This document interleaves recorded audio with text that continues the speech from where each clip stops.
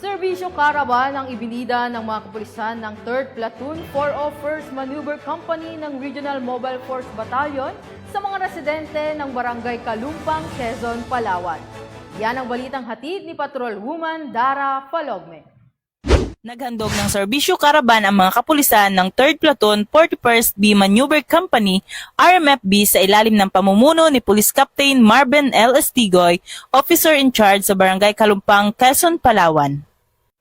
Ito ay sinagawa sa pakikipagtulungan ng munisipal na pamahalaan ng Quezon, Marine Battalion Landing Team 7, Quezon Municipal Police Station, Bureau of Fire Protection, Berong Nickel Corporation, Fraternal Order of Eagles, at ang Grand Quezon Manonggol Lady Eagles Club. Ang Barangay Serbisyo Caravan ay nagbigay ng mga libreng serbisyo tulad ng gupit at tuli sa mga residente ng nasabing barangay. Patunay sa patuloy na paglilingkod at pagkakaisa ng mga kapulisan at iba pang organisasyon sa lugar. Sa pamamagitan ng pagkakaloob ng mga serbisyong ito, naglalayon ang mga kalahok na magbigay ng tulong at pagmamahal sa kanilang komunidad nang walang hinihintay na kapalit.